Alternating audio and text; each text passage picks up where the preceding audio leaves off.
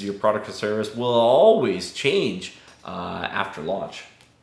I can see the whole wide world with these two eyes, and I can be whoever I wanna be, 'cause it's my life.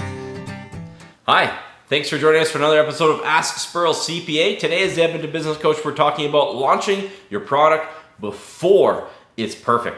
I have Michael here with me. Michael, what'd you do this weekend?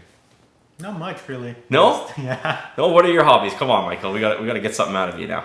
Well, like following trends and social media and stuff. Okay, yeah. Following trends, anything particular interest you? Oh, well, not this week, really.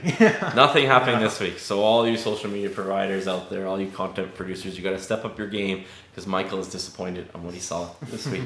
So I think the quote that we have here today is a Gary Vaynerchuk quote, and he says, "There's no such thing as perfect. Chasing perfect is the shortest road to not achieving it." And the statistic that we have here is 50% of all Canadian businesses will go out of business in the first 5 years, and 29% of these businesses will list running out of cash as one of the primary reasons for failure, making running out of cash as the second most common reason for business failure. And the story that we have here, business owners that they think that they should wait until their product or service is perfect before they launch. So Michael, what are the questions that these business owners should be asking who think their product or service should be perfect? Can market research ever replace selling something to a real customer? I don't think so. I don't think market research can ever replace actually selling something to a real customer. You can do all the market research that you want, and it can be beneficial, but it's never going to actually replace, asking for a contract, delivering the service, receiving the feedback in a paid relationship. It just changes the dynamics when money is on the table.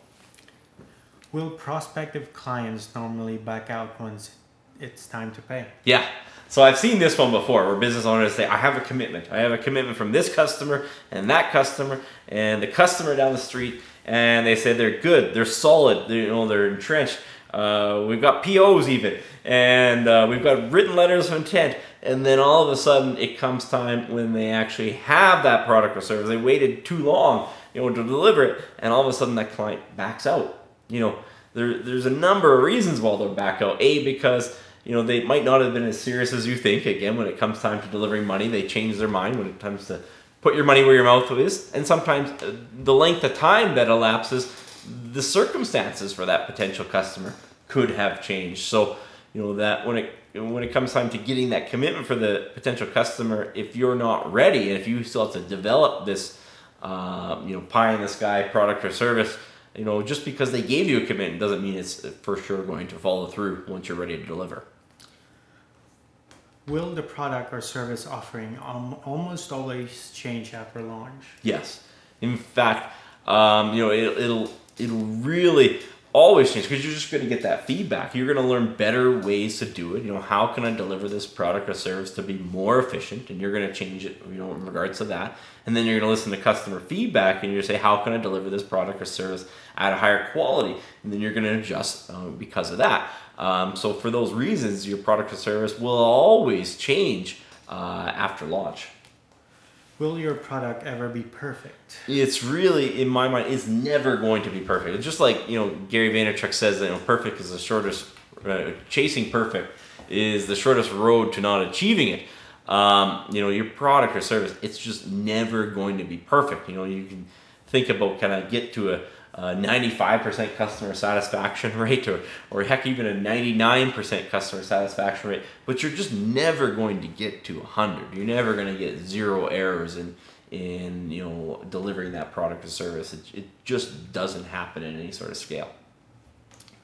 Should you always have time scheduled to improve your product or service? Yeah, so I think you should always have that time actually scheduled. You should just come to the recognition that if it's ridiculously hard to perfect a product or service, and it's something that's always ongoing, and the bar is always being raised. Your competitors, they're always raising the bar. So rather than say I need 2 years to launch it, you could just say, hey, I need 2 months to launch it, and then I need 4 hours or 8 hours every week to make it better forever. Because it comes time to, if you don't change that product or service, that previous question where if you don't change it, it's usually because you're out of business. Now, those are the only people who usually don't change their product or service, is the ones that have gone out of business. You're always going to need that time, and it should be time that's scheduled.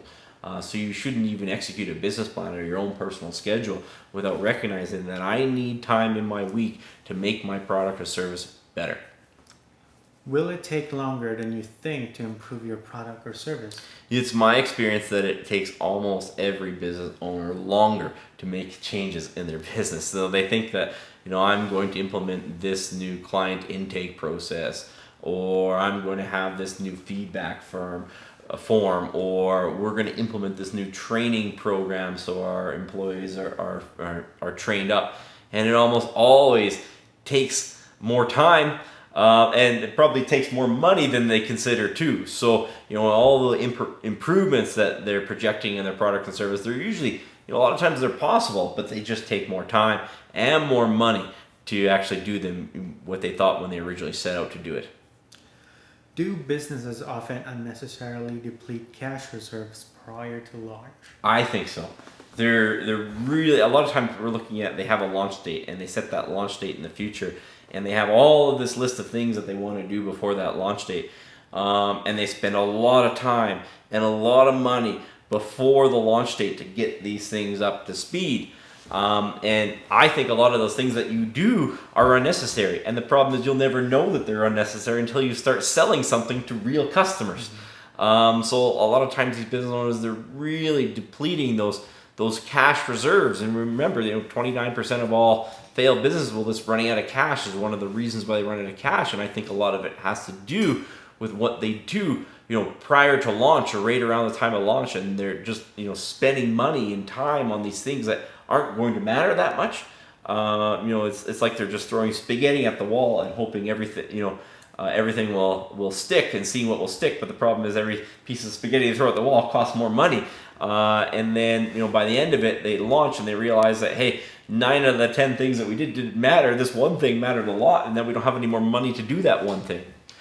So I think business owners, a lot of times, they do unnecessarily deplete their cash reserves prior to launch, chasing perfection. Should initial revenue help fund the development of your product or service? Yeah, so you have to look at it. It's not that I need startup capital to perfect the product or services. I need enough margin in selling a product or service that I can always make that product or service a little bit better. That's what you really have to look at, right? It's a lot of people think that, no, you need investment. It's investment. I need a loan. I need investment. I need to save up money. It's like, if you have any sort of scalable business for the long term, there has to be enough margin in that product or service to continually make that product or service better. So you have to look at that initial revenue and even the ongoing revenue as a way to develop the product or service. Is selling your minimal viable product normally the best option? Yeah, I think selling your minimal viable product is normally the best option. I mean, let's look at even the businesses that think that they need investment capital. First of all, I tell people, if you think you need investment capital, even if you think you need it, you should devise a business plan that you can execute without anybody else coming to your rescue.